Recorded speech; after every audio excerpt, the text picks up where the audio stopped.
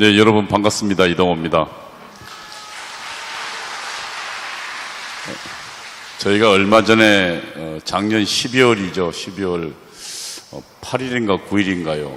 그때 윤석열 대통령이 계엄을 선포하고, 그리고 윤석열 대통령의 계엄에 대한 오해가 불러있을 때 이곳에 와서, 바로 이곳에서 윤석열 대통령은 계엄은 대통령의 고유 통치 권한이다, 내란 내자도 꺼내지 말라, 우리 김학성 교수가 가슴 깊이 그리고 소리 높여 외치던 그것이 기억납니다. 그리고 여기에서 윤석열 대통령의 계엄 포고문을 틀면서 우리가 반격을 시작했고, 그리고 그 외침이 우리 국민들을 일깨웠던 것이 바로 이 포항이었습니다. 오늘 저는 여러분들에게 지금 대한민국이 어디로 갈 것인가 걱정하는 분들에게 이 지금 이재명 정권의 성격이 뭐고, 이것이 어디까지 갈 것이고, 누가 싸워야 하는가에 대한 얘기를 좀 해보고자 합니다. 지금 이재명, 이석기 연립정권이라고 저는 부릅니다. 왜냐하면 이 연립정권은 혁명 전에 바로 드러나는 정권을 연립정권이랍니다. 이 이재명, 이석기 연립정권이 대한민국을 장악했습니다. 다음 넘겨보십시오. 대한민국의 정권의 성격을 알려면 특히 대한민국에 진행되는 북한의 지하당, 간첩망의 공작들을 알아야 대한민국의 정치 현상을 압니다. 그래서 대한민국은 노재봉 총리 같은 분은 대한민국은 세 가지 정치적 측면이 존재한다 그랬습니다. 첫 번째, 여당과 야당의 통상적인 정치요. 그 다음에 두 번째, 국제관계, 다시 말하면 미국이나 일본이나 소련과의 관계로 진행되는 정치. 그 다음에 세 번째가 북한의 집요한 난파 공작, 북한에 대한 전복전 공작을 알아야 대한민국 전체의 모습이 보인다고 했습니다. 지금 대한민국은 한때 통일혁명당의 간첩 잔당이 대한민국 총리가 되었었고, 그리고 이제는 지난 수십 년간의 북한의 지하당의 공작의 성공 결과가 당을, 더불어민주당을 완전히 장악하고 그 출신이 대통령 되는 사태에 이르렀습니다. 그래서 우리는 북한의 지하당이 어디까지 진행되는지에 대해서 알아봐야 됩니다. 대한민국에 구축된 북한의 지하당 알아보겠습니다. 다음 넘겨보십시오. 통일혁명당입니다. 다음요. 1968년도입니다. 8월 20일 제주 앞바다에 북한 간첩선이 출몰했습니다. 이 북한 간첩선은 통일혁명당 당수, 다시 말하면 정체가 탄로난 통일혁명당 김종태와 몇몇 사람을 싣고 오려고 제주 앞바다에 출현했습니다.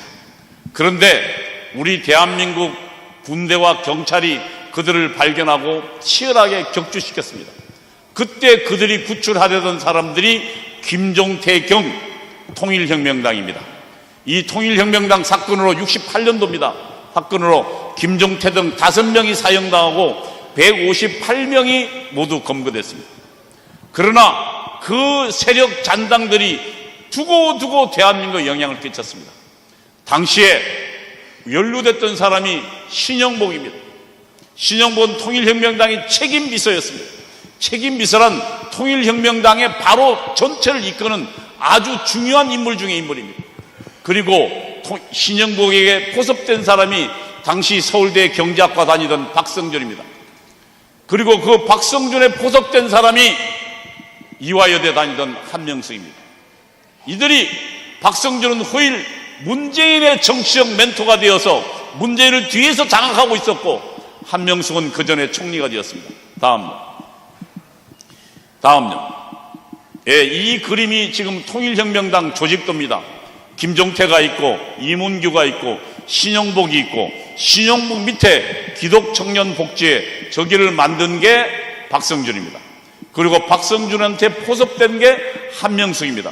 여러분, 한명숙이 뇌물 사건으로 감옥 갈 때 더불어민주당 국회의원 60명이 총출동했습니다. 그 이야기는 무슨 얘기냐?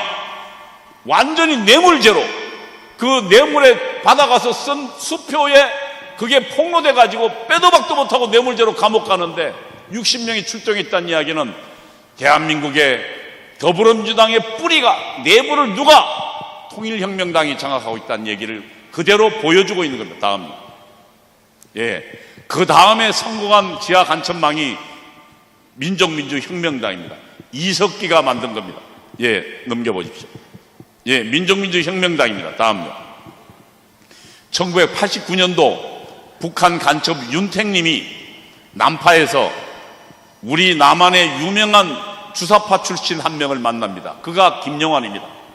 그리고 김영환은 91년도에 89년도 7월에 91년도에 강화도를 통해서 북한으로 넘어갑니다. 그리고 김일성을 만나고 공작금을 받고 그리고 17일간 머물다가 귀환합니다. 이 김영환에 의해서 만들어진 게 민족민주혁명당입니다. 92년도에 만들어졌습니다. 예, 다음. 예, 이것이 지금 1999년도에 민족민주혁명당 간접사건 수사 발표되는 광경이고요. 그 옆에 웃고 있는 그 간첩처럼 생겼죠. 왼쪽에 있는 친구가 하영욱이고 오른쪽이 이석기입니다. 이때 이석기는 민족민주혁명당, 다시 말하면 간첩 조직의 경기 남부지역 책임자. 다음요. 그리고 이 하영욱과 이석기는 김영환은 북한에 갔다 와서 소련이 무너지는 과정을 보면서 전향을 결심합니다. 그리고 해체를 결심하여, 그런데 해체를 끝까지 반대하고 다시 북한하고 연락해서 민족민주혁명당 2기를 구축한 게 하영욱과 이석기입니다. 꼴통 주사파라는 얘기입니다. 그런데 이것이 어떻게 드러났냐? 원진우라는 간첩이 하영욱과 이석기를 만나러 내려왔는데 그 북한으로 귀환하는 과정에 대한민국 해군에게 적발됩니다. 그래서 그 간첩선이 해군에서 침몰됩니다. 그래서 몇 달이 한두 달 거쳐서 그 잠수정을 끄집어내니까 그 잠수정 안에 간첩 원진우가 있었습니다. 그리고 원진우의 수첩에, 보게트에 수첩이 있었습니다. 그 수첩에 이름 모를 전화번호들이 있었습니다.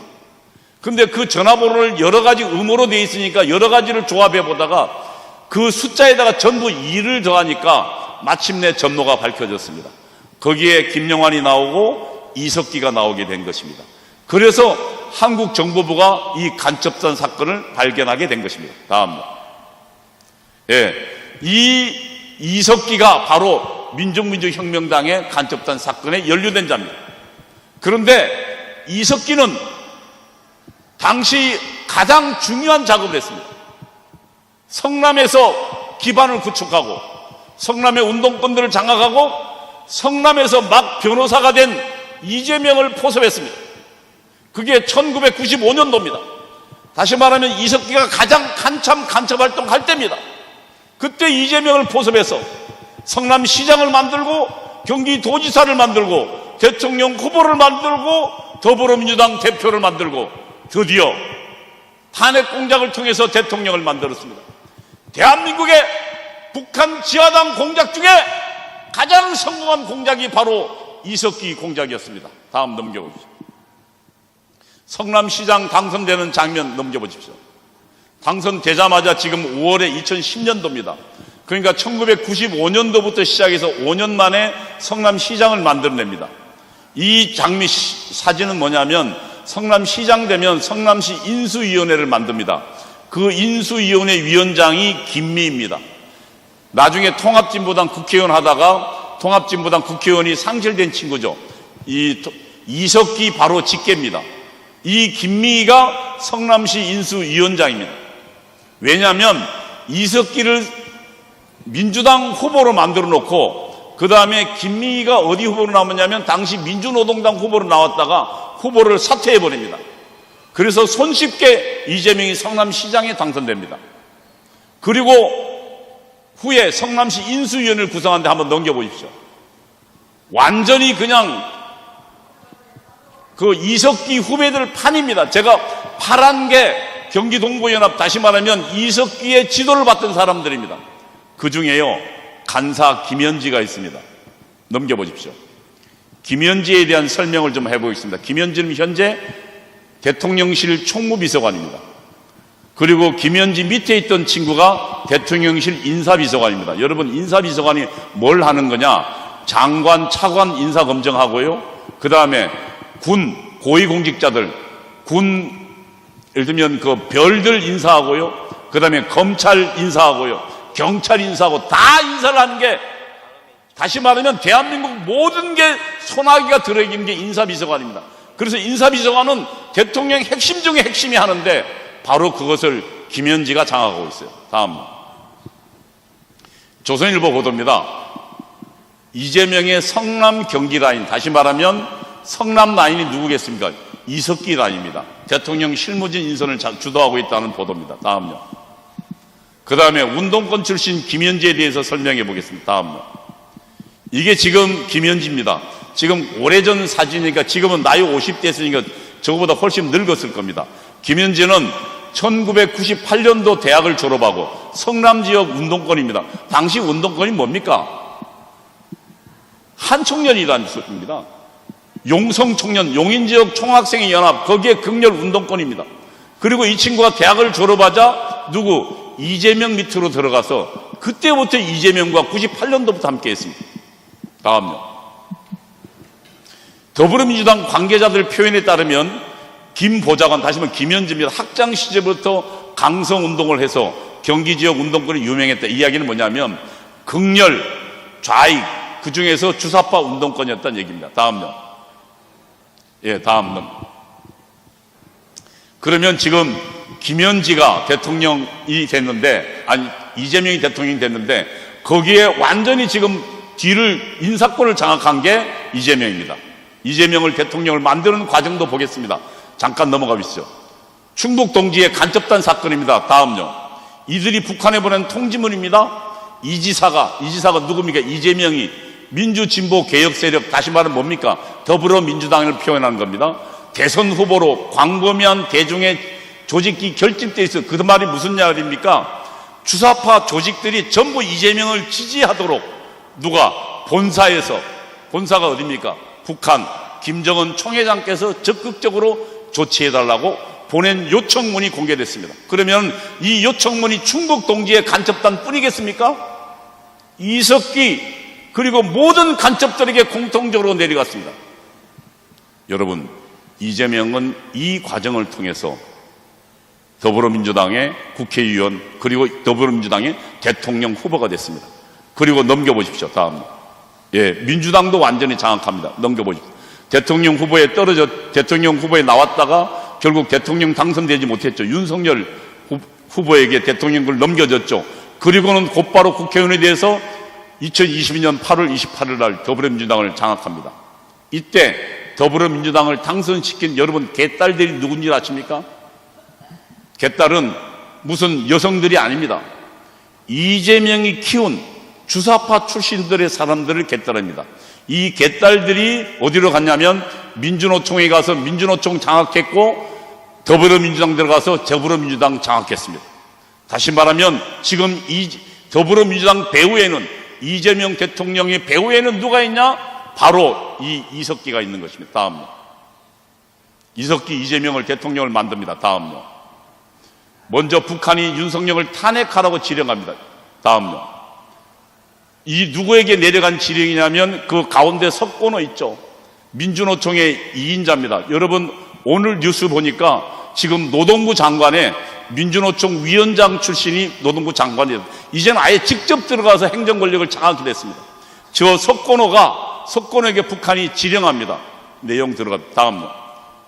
여기에 집권 초기부터 윤석열 패거리들에 대한 실천투쟁을 공세적으로 조직, 다시 말하면 윤석열 퇴진투쟁, 하야투쟁, 탄핵을 하라고 지령하는 겁니다. 그게 22년 3월 21일이니까 3월 10일 날 대통령 당선됐으니까 당선되고 11일 만에 탄핵하라고 지시합니다.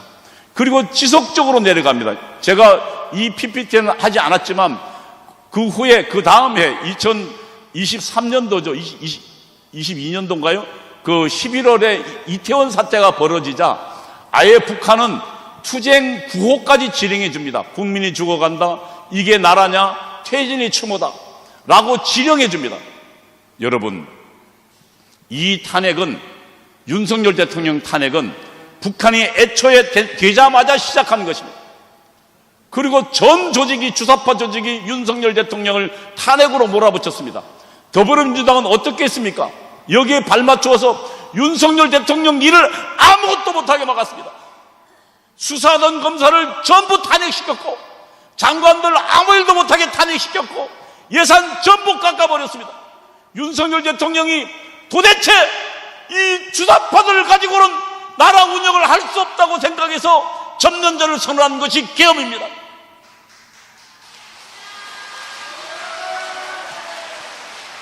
그러나 사법권에 침투한 주사파들, 사법권에 침투한 좌익들 영향으로 우리는 졌습니다. 예, 다음 넘겨보십시오.